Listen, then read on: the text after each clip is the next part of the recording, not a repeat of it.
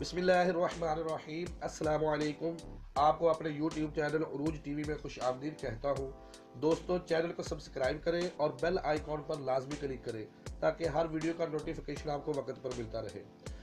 آج میں اپنے پیارے ویورز کے ساتھ اللہ رب العزت کی قدرت کا ایک بڑا عجیب کرشمہ شیئر کرنے والا ہوں۔ واقعہ کچھ یوں ہے کہ عیون الحکایات جلد اول میں ہے۔ حضرت سیدنا یوسف بن حسن رحمۃ اللہ تعالی علیہ فرماتے ہیں، ایک مرتبہ میں اور حضرت سیدنا ذوالنون مصری رحمۃ اللہ تعالی علیہ ایک ساتھ کسی تالاب کے کنارے موجود تھے۔ اچانک ہماری نظر ایک بہت بڑے بچھو پر پڑی جو تالاب کے کنارے بیٹھا ہوا تھا۔ اتنی دیر میں ایک بڑا سا مینڈک تالاب سے نکلا اور وہ اس بچھو کے قریب کنارے پر آ گیا۔ بچھو اس مینڈک پر سوار ہوا اور مینڈک اسے لے کر تیرتا ہوا تالاب کے دوسرے کنارے کی طرف بڑھنے لگا۔ یہ منظر دیکھ کر ہمیں بڑی حیرانگی ہوئی، لہذا حضرت سیدنا ذوالنون مصری رحمۃ اللہ تعالی علیہ نے مجھ سے فرمایا کہ چلو ہم بھی تالاب کے دوسرے کنارے اس کے پیچھے پیچھے چلتے ہیں، اس طرف ضرور کوئی عجیب و غریب واقعہ پیش آنے والا ہے۔ چنانچہ ہم بھی بچھو اور مینڈک کا پیچھا کرتے ہوئے تالاب کے دوسرے کنارے پہنچ گئے۔ وہاں ہم نے دیکھا کہ کنارے پر پہنچ کر مینڈک نے بچھو کو اپنے اوپر سے اتار دیا۔ بچھو تیزی سے ایک طرف چلنے لگا، ہم بھی اس کے پیچھے پیچھے چلنے لگے۔ کچھ دور جا کر ہم نے ایک عجیب و غریب منظر دیکھا کہ ایک نوجوان نشے کی حالت میں دھت پڑا ہوا ہے۔ اچانک ایک اژدہا یعنی خوفناک سانپ کہیں سے نکلا اور اس نوجوان کی طرف بڑھا اور اس کے سینے پر چڑھ گیا۔ جیسے ہی اس خوفناک سانپ نے اس نوجوان کو ڈسنا چاہا، بچھو نے اس سانپ پر حملہ کر دیا اور اس کو ایسا زہریلا ڈنک مارا کہ وہ اژدہا بچھو کے ڈنک کی وجہ سے بے چین ہو کر تل ملاتا ہوا نوجوان کے سینے سے اتر گیا اور تڑپ تڑپ کر مر گیا۔ جب سانپ مر گیا تو بچھو واپس تالاب کی طرف گیا، وہاں مینڈک پہلے ہی موجود تھا۔ اس پر سوار ہو کر بچھو دوبارہ دوسرے کنارے کی طرف چلا گیا۔ پھر ہم اس نوجوان کے پاس آئے، وہ ابھی تک نشے کی حالت میں بے ہوش پڑا ہوا تھا۔ حضرت سیدنا ذوالنون مصری رحمۃ اللہ تعالی علیہ نے اس شخص کو ہلایا تو اس نے آنکھیں کھول دی۔ آپ رحمۃ اللہ تعالی علیہ نے فرمایا، اے نوجوان، دیکھ رب تعالی نے کس طرح سے تیری جان بچائی ہے۔ یہ جو مردہ سانپ تم دیکھ رہے ہو، یہ تجھے ہلاک کرنے کے لیے، تجھے مارنے کے لیے آیا تھا، لیکن اللہ تعالیٰ نے تیری حفاظت اس طرح سے کی کہ تالاب کے دوسرے کنارے سے ایک بچھو نے آ کر اس اژدہے کو ڈنک مارا اور یہ تل ملاتا ہوا تڑپ تڑپ کر مر گیا، اور اس طرح تو اس خطرناک سانپ کے حملے سے محفوظ رہا۔ پھر حضرت ذوالنون مصری رحمۃ اللہ تعالی علیہ نے اس نوجوان کو بچھو اور مینڈک کا پورا واقعہ سنایا۔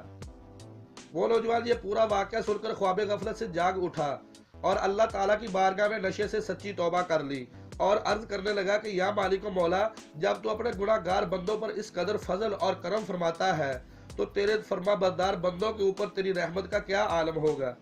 حضرت سیدنا یوسف بن حسن رحمۃ اللہ تعالی علیہ فرماتے ہیں کہ اس کے بعد وہ نوجوان ایک طرف چل دیا تو میں نے اس سے پوچھا کہ کہاں کا ارادہ ہے، کدھر جا رہے ہو؟ کہنے لگا، انشاءاللہ عز و جل اب میں دنیا کی رنگینیوں سے دور رہتے ہوئے جنگلوں میں اپنے رب عز و جل کی عبادت کیا کروں گا۔